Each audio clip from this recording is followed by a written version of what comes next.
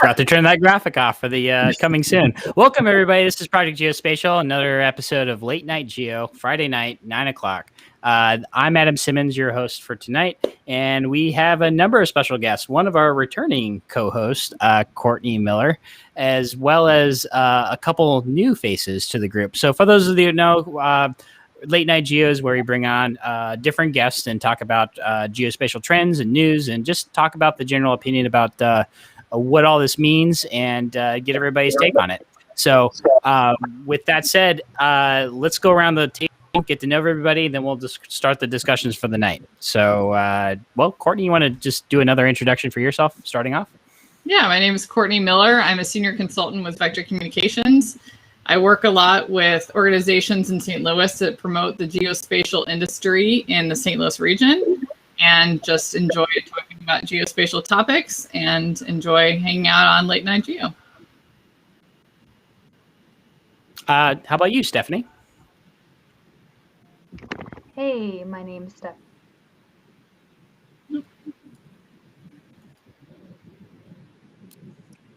Is it just me? Is the audio just sync out with Stephanie?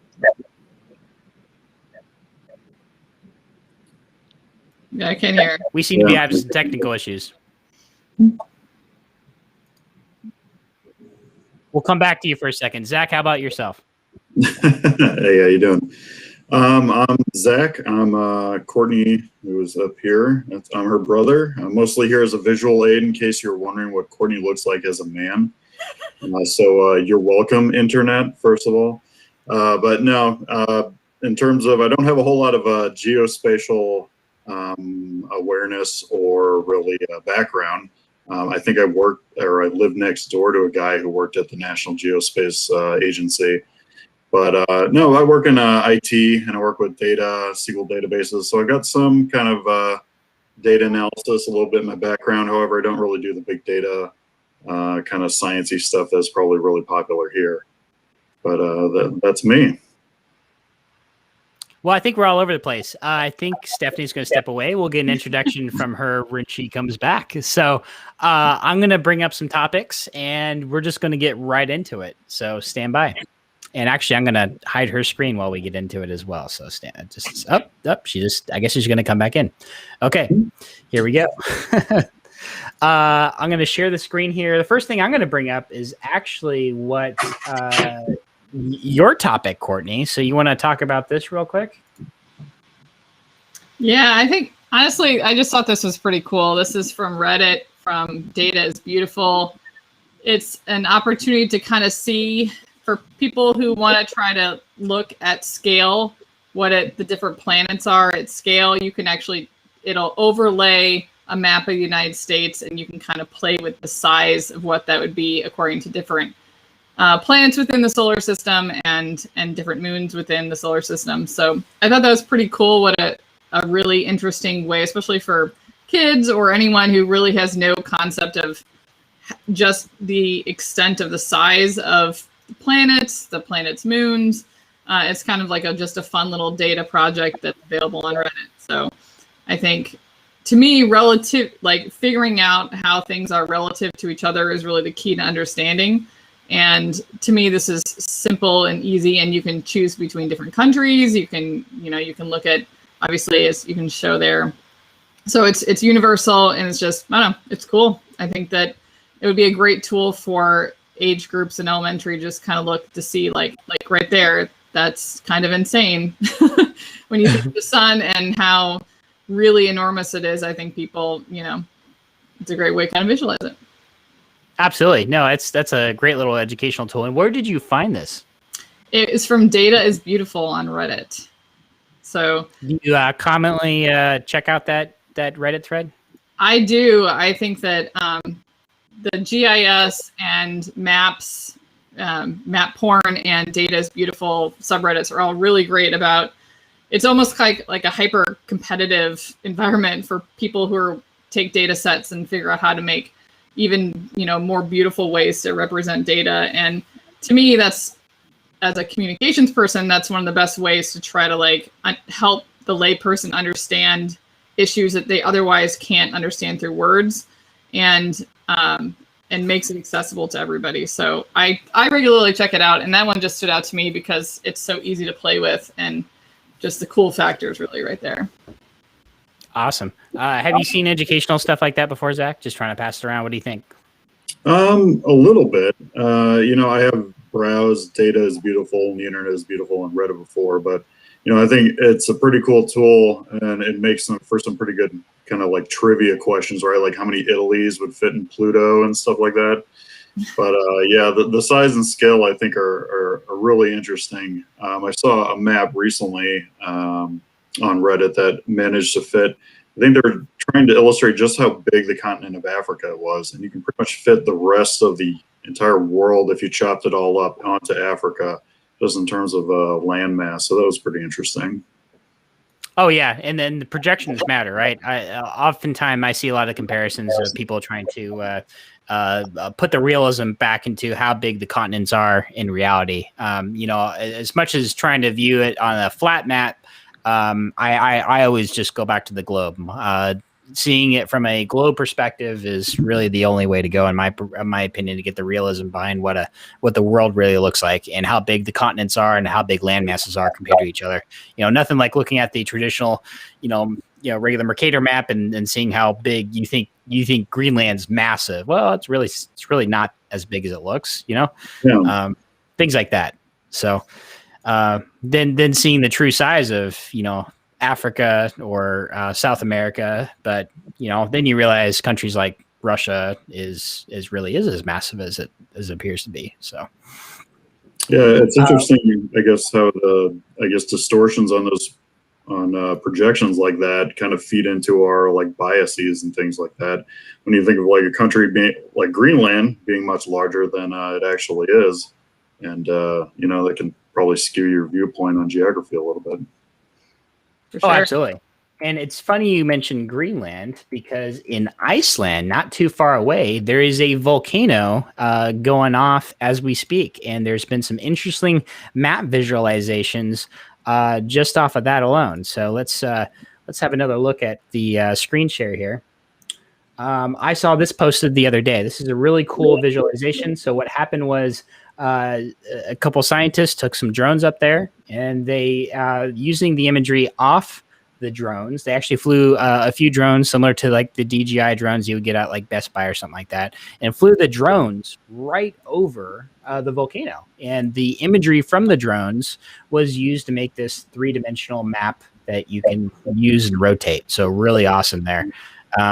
And you can even click on some of the points to get, it's the main crater. So they have some really control points that you can look at to zoom at from different perspectives. Oh, you can bring up a webcam. So what does it look like from the webcam? Oh, we can see the volcano burning right now. Wow. So that's really cool. Yeah, now it's just spewing out lava. You can see it's much more than it was at this last visualization. So very, very cool there. Then we're hopping around. Is there a sense of scale on this?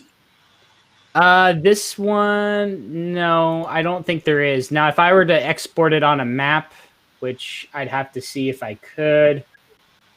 Let's see if they have the data. They have the data points.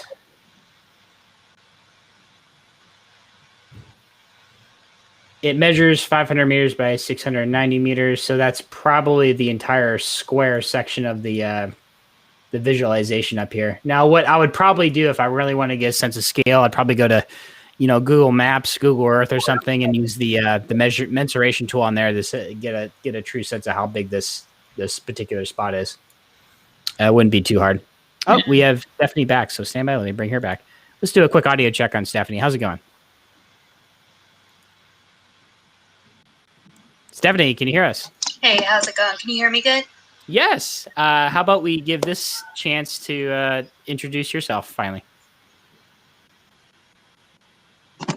Hey, I'm Stephanie. I work in contracts and acquisitions for a health organization, and I'm just interested in geospatial stuff. Just kind of a bystander. Well, that's the way it works sometimes. It's awesome to have you on. So appreciate and look forward to hearing your feedback on some of the topics at hand. So let's go back to the screen share here. Thanks. Let's see. We're looking at volcano stuff. Is that where you're sweating, Courtney? I just saw you wipe the sweat. Must be from all that volcano heat. Ooh. One cool thing I love about this That's from being particular thing called Sketchfab, yeah, they're good. It's sketchfab.com. It's a platform for 3D and AR on the web. So what's cool is it's all kinds of three-dimensional objects and things like that. So it's not just the photos from the drones we can look at, but a bunch of other things, explore different models and such. And it said AR. So what's fascinating about this 3D model in this platform is it even gives you an option to, if you go to this website and actually within your, let's say an Oculus Quest or something like that, and click on the VR button, you can actually look and explore this within VR. So there's a little fascinating little tidbit. So puts a whole new perspective of what it's like to be in the environment and maybe get some perspective there. So little cool aspect. Check it out. Tell us what you think. That would definitely would love to hear people's thoughts on that. And worth going to some of the other experiences here. So, for example, if I click on this one down here, loading up this particular 3D model, SpaceX Boca Chica launch site. So it's loading up that model. So let's see what that looks like. There we go. So let me blow it up so you can actually see what the launch site looks like. Watson, pretty good. This is obviously taken with drone imagery itself too. So, people don't make these models anymore by hand. They just use the drone to convert that imagery into some form of LiDAR and generate the 3D models that way. So really, really fascinating. You can see how big in relation to some of these vehicles, the new ships that SpaceX is designing to do manned space flight outside of outside of Earth. So these are the potential Mars vehicles right here. It's crazy how. What does everybody think about that? How close do you have to be able to fly to get this kind of imagery? Oh, I'd say not too far, probably a few hundred feet. I have a DJI drone myself, a Mavic 2, and I can actually probably bring that up here on the side. But yeah, a few hundred feet. The maximum ceiling height for, unless you're doing commercial stuff where you get kind of approval for most areas, is 400 feet, which is, but you can actually increase that over the vertical obstruction as well. So 400 feet above the immediate. So if they fly right above that rocket there, they can do 400 feet right above that. So let's see. I used to use a system called Hive Mapper, and what I've done was I've actually recorded. I when I flew over my neighborhood just to kind of play around with the drone, I actually have mapped out some of my neighborhoods, and all I did was just set the video and record and fly through, and it took the geospatial data from the videos I was doing and created a map of the neighborhood. Were your neighbors like giving you the bird, like? Yeah, kids trying to throw balls at it, knock your drone out of the air. No, it flew high enough that it wasn't much of a problem. But here, let me show you an example there. Let's see. Here we go. So this is Hive Mapper, and this is one of the neighborhoods. And Oh wow. well, the 3D imagery is on this particular image didn't render very good. So you can see some anomalies here on the right. But it can get pretty detailed. This is just this. Now I didn't fly 400 feet up. I think I was only flying about 200 or 300 feet. But I didn't. And I actually the flight plan was in strips. So I actually it flew like back and forth throughout the neighborhood. And then I gathered all the strips. And there's some other caveats because I'm on air. I'll say this, like the caveats is because I don't have a commercial license. I have to follow some very strict rules, such as I have to actually be in line of sight of the drone all the time. Actually, I was going to say most of the time, but to be specific, I had to be in line of sight of the drone all the time. And I was sitting at this park over here and watching the drone as it going, or walking with it as it flew all these lines across. And afterwards, I just uploaded the video. And this program called Hive Mapper for free converted all my video into a 3D map of the area. So, and what's interesting is I had people after I showed people in the neighborhood, you know, depending, you can see how close you can get or how detailed you can get, especially the roofs. And I believe one of these roofs you can see, not so great on this image. Yeah, this isn't a good one for this. There's one of these roofs in here had some significant roof damage. And after I kind of pointed out to a few of the neighbors, I think 2 years ago or last year sometime, I had all the neighbors asking me, is like, hey, can you just check out my roof just to see if there's any damage up, because we had some serious storms. So for free, I was like, yeah, because I can't charge anybody because I don't have a commercial license. Like, he's like, so I had this massive request form saying, all right, if you want me to fly it over your house, send it. So I eventually just mapped the whole neighborhood out, and it's like, what address? And I just like, here's where your house is pointing. Check out the link, and you can see if your house has any damage. So I did that for free for the neighborhood.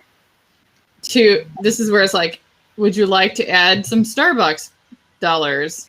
Yeah, no, I had a buy me coffee link just in case, but it wasn't like a required thing. I was like, hey, if you want to. And so, yeah, I racked up a few coffee points just for doing it. So I think I had about, I want to say 50 or 60 requests within about a week or two. So, but it became too overwhelming. I couldn't, I was like, all right, instead of these onesie twosies, I'm just going to do the whole neighborhood at once. And you just tell me where you live, and I just map the whole thing out, and just, the images are there. So little cool project. Really easy to do though. How long would you say it would take to do something like this? Oh, for this particular thing, I would say, it was about, I'm going to say this was about this is a 10-minute flight for this neighborhood. It's a small neighborhood. You can see the whole area here. And by the way, it didn't fly around these areas, but this is what it grabbed in the peripherals. But it's about a 10-minute flight to do all this. And then, 1 or 2 minutes to upload the video. The processing from this application, what takes a while, you might have to check back in about 3 or 4 hours, and then it would process it into a 3D map, and then it would be good to go. Now, what's cool is the more detailed you are, or the more uploads you give, it'll actually refine the map. So it would be more detailed the more you do it. And then eventually you can actually, the more you upload, it would do a change detection thing. So it'd say what changed from the last round. And so, honestly, sorry, doing a lot of like the public meeting kind of stuff that I do, this would be so helpful to be able to have that level of detail when you're trying to explain to somebody, like, we'd like to put a bike path here, or we need to tear up this road in order to put in sidewalks or a new sewer system, because Google Maps does not translate for a lot of people. It's just too abstract. But something like that, people would absolutely be able to like really understand what it would look like. You could overlay that level of 3D model with something cool, and people be like, yeah, okay, I can see what you're saying. That's a free business advice providing right now. Yeah, so this area right here, this is all the stuff I mapped, and I have one of the few map locations in Ashburn, Virginia. So let's see if I zoom down here, if it'll actually, yeah, you can see all the flight paths I made over time. So quite a bit within about a year time span, because I got really into it at one point. Are there any privacy laws that you have to take into account when doing these types of flyovers in your neighborhood? Well, I'm not going to fly up to somebody's window. There's that. No, it's flying high enough to do more just general mapping and taking pictures. I'm not zooming in. It's all on public. This whole area is, I did off of public areas. So it's not, like I said, I'm not flying over someone's house and specifically zooming in on their specific land, or zooming in on their, I'm not. So as long as you're not doing anything nefarious like that, you're okay. So, mind you, I haven't flown in about a year, so I have to you constantly have to check the rules and regulations per not just county. I mean, FAA is easy to track because it's national, but you have to check by state, county, and even local parks to figure out because everybody has their own little ordinances all the way down to the bottom level. So I think St. Louis is actually pretty, other than flying like directly underneath the arch, I think it's actually pretty like loose comparatively for a big city. Because I've got a lot of friends who will fly their drones, over different parts of downtown St. Louis and stuff just to get stock photography. So compared to a place like out DC out there where there's a lot more air restriction. Stephanie, didn't you one time see a guy get arrested for like flying a drone under an overpass? Well, flying it over roads specifically can be a little. Yeah, that was in Collinsville by the. Yeah. So what I recommend for and there's plenty of articles. If you're flying over oftentimes the local authorities don't even know a lot of the ordinances, and they're more likely to get you for especially if you're not ready to defend yourself.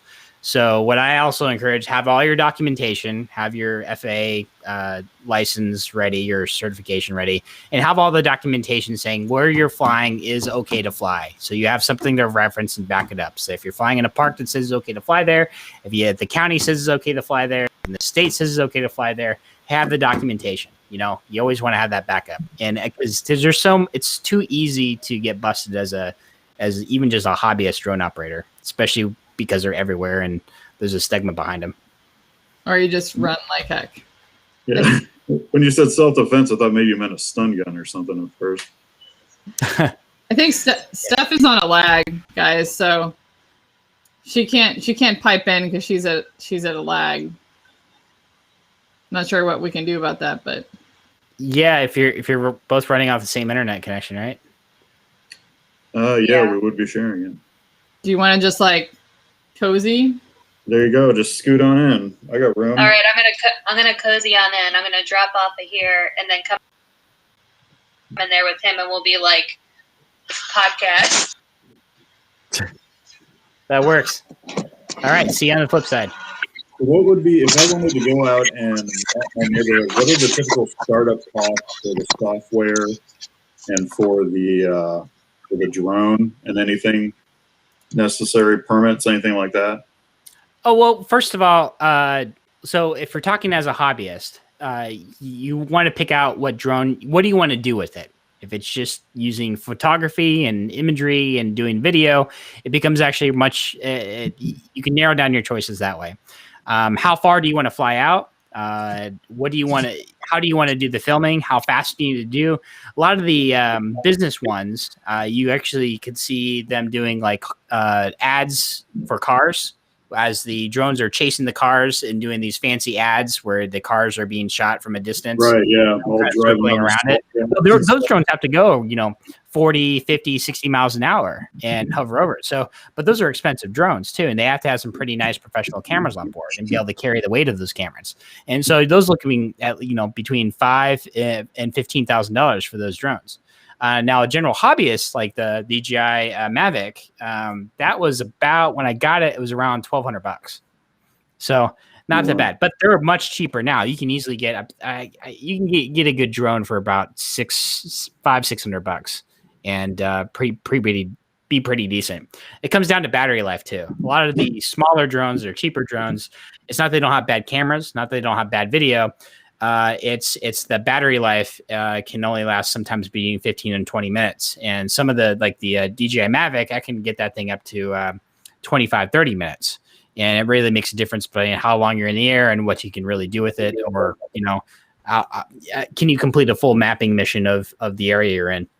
And then you might want to think about the things like the camera quality. My particular version of the Mavic has a zoom camera on it, but the other version had an HDR feature on it. So it had a whole different, it was a much nicer quality photos, but you couldn't zoom in. But, it's to each their own to what you want to do with photography. So, so once again, it comes down to business sense. You can do quite a bit. Switch out the cameras, change out the gimbals, all kinds of crazy stuff from the business perspective. From the hobbyist, you have to be a little bit more specific about what you actually want to do with the drones. Is there any associated costs with the mapping software you were using? Oh, well, this particular one, Hive Mapper, no, it's free. And actually, they actually offer drone mappers who, you need your commercial for this. They'll actually pay commercial drone. So it's not a lot to get your commercial drone license from the FAA. It's actually, I don't think it's actually very expensive at all. Maybe like 50 to, I have to look at the prices. So I'm just going to be ballparking stuff out there. It's not very expensive. think of any license, 50 to $100 or something. I don't know, something low like that. And then once you get your commercial, go through the test. It's just like some brief FAA test. You know the rules and regulations. You can fly commercially, means and you can earn money for it. Now that's the bare minimum. But for the software for Hive Mapper's free, and they'll actually pay drone mappers to submit their imagery and help map out their platform for them. And so all you have to do is just upload it, and you can even get paid for it. So it's like Fiverr for drone pilots? Kind of. I would actually say it's more like a Google Map Maker for drone pilots, except for free. They'll actually pay you to do it.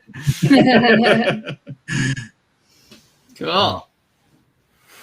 Smart feed. Nice. Yeah. So that's, I got off on a little bit of a tangent there, but that's that is. Yeah, no, I haven't dived into the drone stuff in a little while, and I know the Mavic stuff. They have a lot better drones than the Mavic 2 than I have, but it's whole different interesting sector that in Project Geospatial we need to get more updated on, because there's a lot of cool stuff from the drones. And I've seen in St. Louis a lot of the feeds that come out of St. Louis. You guys are flying around stadiums or even the Arch, and it's blowing my mind because we can't do anything like that and fly around the urban areas in Washington D.C. because we got this St. Louis zone is of do not fly. You're too close to the Capitol, and if you fly there, you're automatically like a terrorist, and they're going to come arrest you or whatever. So, you can play with the 25-mile zone this weekend, Zach. You can come play with the drone.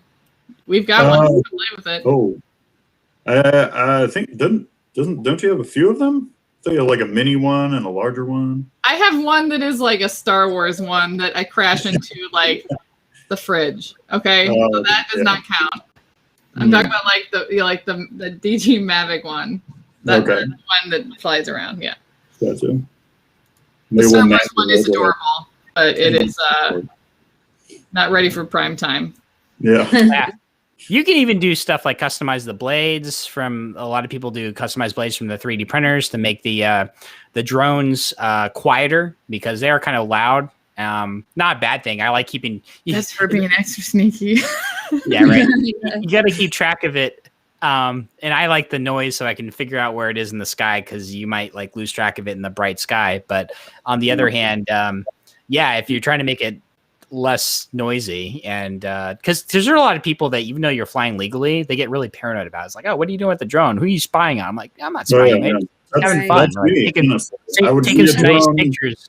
Yeah, I would see a guy piloting a drone and think, oh, great, here he is. He's spying on my house. He's looking for dead bodies in the woods or something.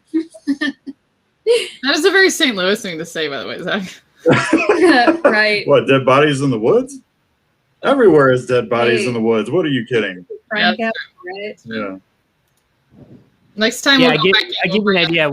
One picture I took. So national parks, you're not allowed to fly drones without extremely special approval, and I have not seen that. But national forests, at least up until when I was flying, you were allowed to fly in national forest. You just got to follow the regular FAA rules.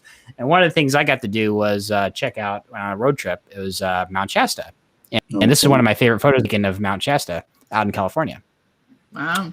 I do this in the drone. Now it looks higher than it your is. desktop background now? I'm sorry, what? Is this your desktop background?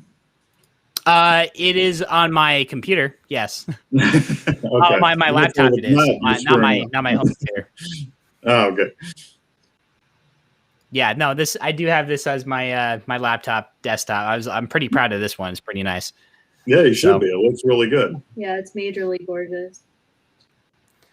But really, really cool stuff you can do with the drones. So let's see. I think drones are like really good gateway drugs for kids to get into like mapping and stuff like that. Oh, yeah. So another thing I like keeping track from the mapping perspective, there's a lot of stuff you can do with the right drones. And that's the other thing about the more expensive you get, there's a sweet spot where they provide all the geospatial data that you can just kind of play around with. Because that's the thing that I like to mess with. It's like, what kind of data can I get off the drone so I can actually map this stuff out and do stuff with? Well, DJI has a lot of map files that come along with it. And I like messing with things like it is called, is it drone data? It's Air Data. So airdata.com is a really great site that you can actually auto upload your drone's log files. It'll map your missions out for you. You can kind of keep track of how many hours you fly, where you've actually flown, and you can, it converts the files, the log files, into GPX, KML, and basically different mapping files that you can actually export and throw into things like Google Earth, so you can see your actual drone paths and where it flew, and you can share that with other people. Oh, that's neat. Yeah. Yeah, Steph, they should probably do like a Pokemon Go for drones. Oh my gosh. My second $1 million idea that I've dropped on this podcast tonight. There So you go. Patent pending. Pokemon Go for drones. How does that even work? How do you imagine seeing that? you fly it and then it's augmented reality. And so you like fly and you run into flying Pokemons. Yeah. So you want to basically have your Pokemon Go, but have your drone be your basically proxy to go out and find and grab and fight the Pokemon on the Instead of, Well, that's definitely a different way of playing. So driving through my neighborhood like a real creeper, I would like just fly my drone. I thought one of the aspects of Pokemon Go, similar to the base game of what was the game that Pokemon Go came before? What came before? Man, where's my chat? Where's my chat audience? What came before Pokemon Go? Pocket Camp? Are you talking about that game that was like based around monuments or something? No. It's the same manufacturers who made Pokemon Go, the same app makers. Niantic? Yeah. Niantic, but they had a game right before Pokemon Go that got big. God, what was that called? I want to know somebody. I knew people who were playing it. Ingress was the biggest. Yes. And I remember when Ingress was huge, and that was. But the whole premise was the benefit was it got people to go walk and do fitness stuff and go crazy with walking everywhere and get in shape. I walk too, but sometimes I was like, I got 20 minutes and I got to go get some Squirtles, so I'm just gonna hop in my car. Like that's cheating. No. Usually they know when you're like in the car too, and they're like, "Oh, don't you be playing this now." That's working smarter, not harder. At first, they didn't. They were pretty good about like not being able to tell. Maybe they got better. They're like, wow, Harry Potter running at 35 miles per hour. Yeah. You had to slow down. I'm sorry, we are totally hijacking Adam's podcast. No, it's a discussion. That's all what the show's about. So we can go on to the next topic. That's okay. I got something else to show. Still watching this live feed from the volcano. That's kind of interesting. So yeah, there you go. Oh, wow. See, I think this is interesting too because people do not associate volcanoes with Iceland. Right. No. What? I mean, basically, Iceland's like a volcanic hotspot, just like Hawaii. It's like the Atlantic's Hawaii. I'm talking about like people whose knowledge of geography is limited to where that Now, tell me if you can pronounce that spot in Iceland, because that's the title of the location up at the top. Geldingadal Fagradasofajali. Got it. nailed it. First try. How about that? We'll have to get somebody Icelandic to just blow us away of their pronunciations. Yeah, little Eurovision action there from Netflix. Yeah. I'm gonna be put on blast with the entire country of Iceland for what I just did. All that ice. I know, right? No, it's a really interesting country though when it comes to volcanic activity and watching all the and what happened, man. I think one of the volcanoes that happened, was it 2016 or something, that erupted and it blocking the air traffic out of Europe for a couple months. So yeah, I remember that. All right. So next topic I have is the ship traffic that's coming off of the Suez Canal. So this is big news in the last 24 hours with the Evergreen ship, the freighter that is stuck in the Suez Canal. This is fascinating because it's just got wedged to the side there, blocking the entire canal. For those who know, it's like the Middle East version of the Panama Canal. So really, really interesting there. So this image right here, by the way, is a Maxar image. Most looks like a really high quality, maybe 0.3 to 0.5 meter resolution image there. You can see this is it from a distance, but you can zoom in to get this close from a satellite image. And this picture down here is captured by Sentinel-1 satellite, which actually is a much, much lower resolution satellite that you use to just get a general, we'll call it swath of a whole area to see what's going on. Great for tracking ship traffic, but you can see because the Suez Canal is backed up right here, this is the before shot, this is afterwards. And all these little dots right here in the Gulf of Suez is the ships waiting to get in. It's building up all this traffic now. It's a major supply route for ships. What kind of economic impacts could we possibly see from that? Rocket completely. And by the way, this is a radar shot from one of the new satellites from Capella Space. You can see what radar looks like. Radar get to zoom in and see in detail what the ship is, what's going on. Looks like they got a couple tow vessels. Someone they're probably hooking up some cables and trying to pull this thing to wedge it loose from the sand off to the side. So crazy stuff there. So actually, if we kind of go into detail here, this is the radar MD out of MDA, a little bit closer. The right here, if you can see, that's the actual evergreen wedged into the canal right there. And this is the entrance to the canal right there. It's a classic Austin Powers situation going on there. I should clarify. Thank you from Joya Geo room. Ever Given is the ship. Evergreen is the company. They have a fleet. So good. Yep, good call there. So I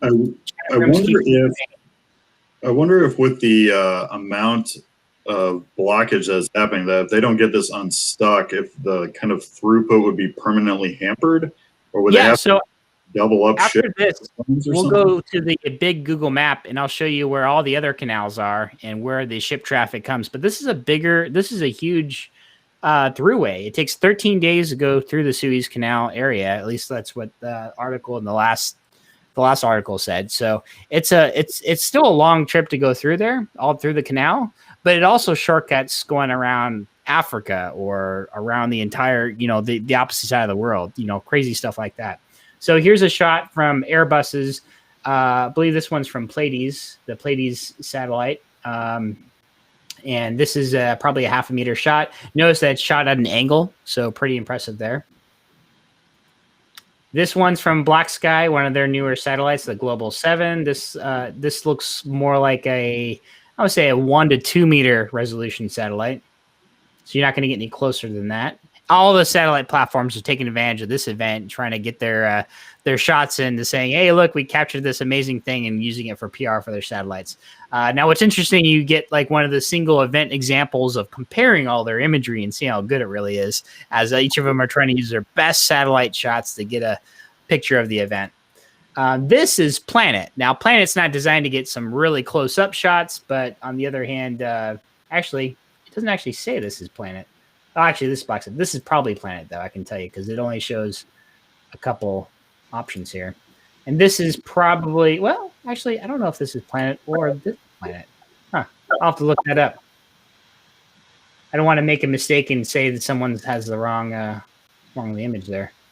This is really close up. This honestly looks more like a Planet shot, and this could be Satellite Logic's new sat. So ships just this morning started taking the southern route around Africa because they can't wait too long. That's thanks again to the chat room, Joy of Geo, for letting us in on that one. Somebody's getting tired. Yeah.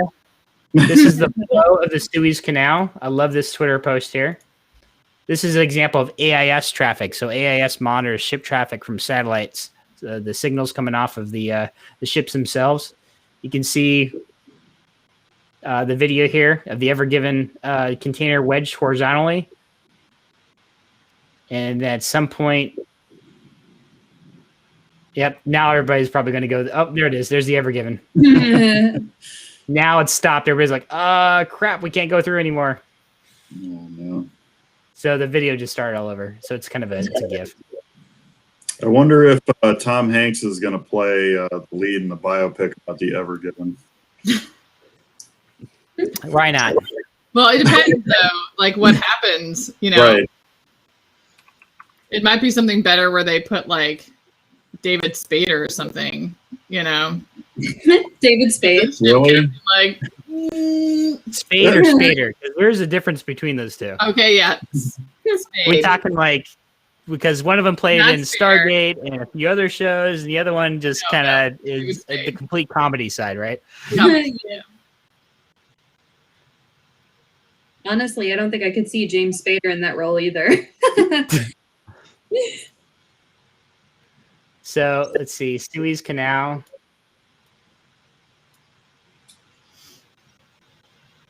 This is the Suez Canal right here. Oh wow. So it's you can see it. It's right in there in Egypt. And so This is people, really ships have to go. There's a lot of port traffic, a lot of ships shipping from Asia coming around, going up through here and getting to Europe through the Suez Canal. But because the Suez is blocked, they have to go all the way around Africa. Oh no. Oh yeah, it's gonna put. Oh no. Oh, yeah. But what would be interesting is to come back next week and to read off like what goods have been affected Yeah. by the slowdown, because there's always I'm like sure we can look that up right now. I'm sure we can find articles and saying how many of the prices are going to rise now, how many of the certain goods prices are going to climb. It's hard to say how much is going to be affecting. I'm not sure how much ship traffic. It doesn't make sense for ship. I don't know if ship traffic is going to come through the Suez, go straight to America. I don't know. I'd have to figure out. Depends on where they go. They probably come through the Pacific for that. But if we go to a different site, I'll give you an idea. So Panama, for those of you who don't know, is actually over here. And so that's another major port. But Panama Canal, I think, is a lot wider in most areas than the Suez is. Maybe I could be wrong on that. But they have multiple entry areas on the Panama here. Well, it looks like there's a few areas where it's kind of bottlenecked. So I think Panama's much wider than the Suez in most of. Well, there's a single. Oh, they have a couple other entry points here. So I'm sure some can do the big ships, but it's not going to like hold up all the traffic for the Panama Canal. Now, what's interesting there is kind of going back to what happened, and I haven't quite read up on this yet. But apparently, this could be the result of some nefarious activity by the crew. Oh no. So, give you an idea. You see the title here. So this is their signal, their ship emitting signal. This is before they end up getting wedged. Oh boy. Somebody else is fired. So with the ship traffic, Somebody with the ship enjoyed signal, they doing end up like drawing a big old dick on the map before they went through the Suez Canal and wedged themselves. So once again, it's worth reading up to see if they actually, the crew ended up doing this on purpose, as if like maybe they didn't get paid or something like that. We need to unpack this slightly. Was this did they do this and then get stuck? Was it like they're like, "Hi guys, I got this great idea," and then they got stuck, or were they like, "We're stuck, and the only way they're going to pay attention is if we draw a giant dick"? No. This happened before. What came first? This happened before they got stuck. I think that they drew the dick and then just got stuck. Maybe they were drawn to the dick. I think this is the natural evolution of the dick pic. You just have to do it in shipping routes now. Yeah, because now I'm interested. Yeah. I should have led with this. So now we're kind of going into a interesting side discussion there. So I think I don't know. I think the crew kind of got pissed off at their jobs, their boss. They weren't getting paid for weeks or something like that. Wow, yeah. I think this is where we need to bring in some organizational psychologists. Maybe they need like some yoga, like maybe like some extra perks to help them work through their stress rather than drawing giant, dick pics with their ships. You know? Right. Yeah. Ship pics. Yes. Ship pics. Ship pics. Yeah, so there is. Subreddit. I don't. Oh, Yeah. I'm going to start sending unsolicited ship pics to people. I apologize, Adam. We're just going to hijack this. You know, it's late night geo. It's okay. It's what we do for You're going sometimes. to be you're going to very much regret that the slogans took over. Marinetraffic.com. You can actually see, we can probably see the, this is where you can go for free to look at the traffic. If we could see all the ships that are going around the ever given right here. So are This is they them trying to pull the ship out. Oh, okay. You can see this is all the ships in waiting in line to like, hey, or turning around. Somebody's gonna be turning around. I would be fascinated to learn if this was some sort of like intentional labor strike or something like that. Oh yeah, but you know, talk about a hell of a way to commit a labor strike is let's mess up global supply chain route, right? Yeah, what greater platform is there? Then but yeah, you then can to see draw that- a giant dick pic and then get your completely disrupt the global supply chain. You So went you right can back see a lot to of it. the You know, we were traffic. trying to move past the dick pic, and then you just brought it up again, Gordon. I clicked on, so you can go around and see where the major supply routes are with this application. Now, if I actually paid a subscription or something like that, I can probably go back in time a day or two to see what it was you know, during the time beforehand. You get a proper idea of what the traffic really looked like. But you can see most of the traffic is going towards probably Europe up here. Now, just imagine all the European traffic. Now they can't like come through and waiting on the Suez. They all have to go around as well. So I'm sure that even involve cruise ships. I'm sure there's a lot of cruise ships that are like, well, either take the longer route or we have to cancel the entire cruise. So Right. What do the different colors mean? different colors. That is a good question. They're probably different types of ships. Gotcha. But there's got to be some kind of legend around here somewhere. Right. Let's go to dark map. I like dark map. Well, that's cool. Oh, come on. Where's the map features? Where's the, we can do a whole episode on judging people's map layout. Legends. Yeah, UI Oh, design. here we go. We got cargo vessels, tankers, passenger vessels, high-speed traffic, tugs, fishing, pleasure craft, navigational aids, unspecified ships. So, Yeah, it's always amazing to take a step back and think about like the engine of economy and how it just cannot be slowed down even just a little bit without drastic repercussions. Seriously. yeah, look how far ship traffic goes even in the Amazon there. Yeah, you thought waiting on a red light was bad. Right. Well, and there's the we can look. There's the Mississippi right there. Oh yeah, there's St. Louis. Oh, neat. I'm just guessing because I don't have. Where's the St. Yeah, it's right at the confluence of the two rivers. So Oh, right here. yeah, right about there. Oh, okay. Kind of like jutting out. That's right where the city is. Well, I got that cruise boat. You can go on there and get a hot dog and a beer or whatever. Didn't you say that people in New Orleans hated St. Louis for dumping all their trash down the Mississippi?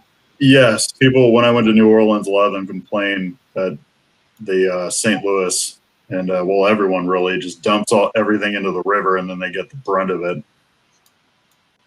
So chat room says the view of traffic at the tip of Africa. We never see that. So as much traffic's going through Africa and redirected right now. It's actually, for the chat room, it might be worth taking a screenshot so that we can compare it in a couple days when, well, hopefully this is all cleared up in a couple days and see what the traffic looks like from there. That's so interesting. Yeah. I can only imagine what that looks like too. Like, all the ships kind of trying to navigate each other and work around. Yeah. Well, and you also have to watch storm patterns too, right? So then, like, planning for that. Well, the South Pacific, or however you want to label it, South Pacific, South Atlantic, the South Seas are very chaotic areas. But I doubt they're, I mean, they go as far down the tip of Africa as possible, and then go immediately north. No one wants. You can see how many ships are actually down in this area. There are probably research vessels traveling to Antarctica. You can see down here the tip of Antarctica, and a few other locations. So there's only specific reasons why you'd be down here. Of course, I'm sure you got some crazy Japanese whalers or something like that too. So Some Jack Sparrow types. What is that? There's an insane amount of traffic right here. What is that? You're pointing here. What were you saying? I'm sorry. It looks like it's right next to. It's in between Australia and whatever the continent to This the. one? I think that's Over. Go a little bit. I guess it's west. Tasmania. No, now north. Just right in that whole area, there's a lot of traffic. Is that like that? Is that kind of? Was that Malaysia? Kind of. Yeah. Well, Malaysia's right here, and actually Singapore is one of the biggest. Singapore. That's probably what it is. Yeah, Singapore is one of the biggest ports in the world for ship traffic. It's a major hub, and you can see how a lot of ship traffic goes through it coming around from China, just going straight around. You got to imagine the shortest path to get to one spot to another. Again, I feel like if you wanted to try to explain to an audience less familiar with how the supply chain works, this would be the way to do it. Doing it through an app like this is one option, but I know Esri and other. Let's see. I know I posted something from. Yeah, let me find it real quick. There is a more interesting and beautiful map to display this. Almost looks like a circulatory system for the global supply chain. It kind of is, I guess, right? I'm always impressed with that, though. It's like, when you look at the maps of all the planes that are flying at the same time. Yeah. And you never feel like it's that many. So this is ship traffic. Actually, we can probably see the tip of Africa using this tool because we can go back in time here. Maybe. Oh, it's U.S. vessel traffic. That's why I can't go outside the world. It's only surrounding the U.S. What's the green? Those are all the lines for ship traffic. Wow. So for the whole month, it's outlining for the whole month, not just for a single day. Neat.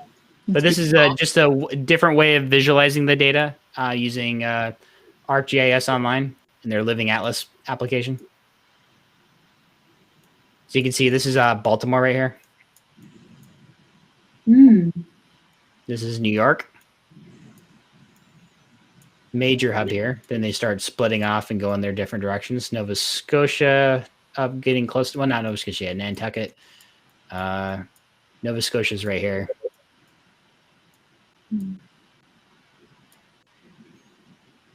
So once again, a gorgeous way of visualizing ship traffic. So when you get a lot of data, you can do some amazing things with it, especially from a map perspective.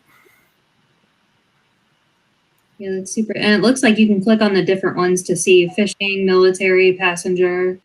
Oh, yeah. And I bet most people didn't realize how much traffic goes through the Great Lakes. Yeah. And you can even get through. I think there's a canal that goes all the way through somewhere. Wow. I had no idea. Oh, yeah, right here. Right up here. You can go all the way through. I didn't realize at all that there was that much barge traffic through the Great Lakes. Yeah, look probably, at that. to some extent, probably still cheaper than air travel. I mean, carry a lot more. Yeah. I mean, the Ever Given is one of the largest ships in the world. Really? Oh, wow. From a cargo vessel perspective. Have they diagnosed a cause of what happened there, or? No. I haven't read as much, and we'll have to look in that. But like I said, based off of that one article of their erroneous path around and frustration, I'm sure there is some interesting story behind that. Super cool. Well, that's all I have for this evening. Does anybody have anything else to share? Thoughts, opinions, then I'll think maybe ideas or stories to tell about their maps, data, whatever. I like to give the crowd a chance to speak up. Well, I definitely think we should keep our eyes on this so we can see the difference between podcasts, you know? Oh, yeah. No, absolutely. That's If I can really get some couple examples of a before and after, or at the very least a as it happened, and then what the ship traffic looks like later after everything's normalized, that'll be huge. So Yeah. we'll see if we can annotate that and come back in another episode and say, hey, check this out. So Yeah, I'd like to see appreciate you. how the comparison point of not only how things bunched up, but then what it looks like when it's, you know, when the change happens, they're allowed to go back to their usual. It'd be very cool to see, like, even if you could visualize it in real time, so you can kind of see the spread just slowly, you know, things starting to normalize. That would be very cool. Imagine doing a time series with that versus the cost of goods going up and down as a result of the shipping blockage. Yeah, having statistics. Oh, yeah. Yeah, we could kind of watch, like, the ships would do this and the prices would go down, and Right. that'd be very cool. I wonder if it'd be Wow. uses a lagging indicator, but I don't know. I'm not sure how much oil, where the oil traffic goes through. If it goes to the Suez and comes through straight to America or something like that from there, or if they end up going around the Horn of Africa, or they're going straight across and going through the Pacific, and if it's just faster that way. I haven't done the math and saying, hey, how far is this to get to us in America? I mean, obviously the European scenario use cases, that's self-explanatory right there. But what's the effect from getting supplies or oil and resources from those ports on the other side of the Suez, or in the Suez Gulf of Suez area, to countries on the other side of the world too? Yeah, it'll be interesting. I'll have to track it and see, especially if it's a speculative product. yeah. That's when you really start seeing the bouncing around. Yeah, you thought buying toilet paper was bad last year. Mhm.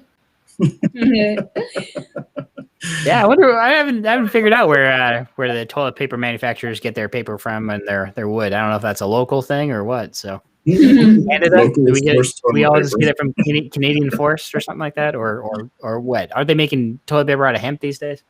Yeah, I think you can get recycled toilet paper at the store. Yeah, but who wants that though? Well, You could always get toilet paper even during the worst times. It just was the worst toilet paper. So that's true. We ended up getting toilet paper with some sort of like Christmas pattern on it, and that was the worst thing. I mean, it just looks like something has gone wrong with life when there is a a mess in the toilet that you weren't expecting. Yeah, right. Well, I want to thank you both for being on with us. Project Geospatial. I think that's going to be a wrap for this episode of Late Night Geo. I'm Adam Simmons here with Courtney Miller and Zach and Stephanie. Is that correct? That's right. All right. Well, thank you all for joining us, and we will talk to everybody next week. Stay tuned, everybody.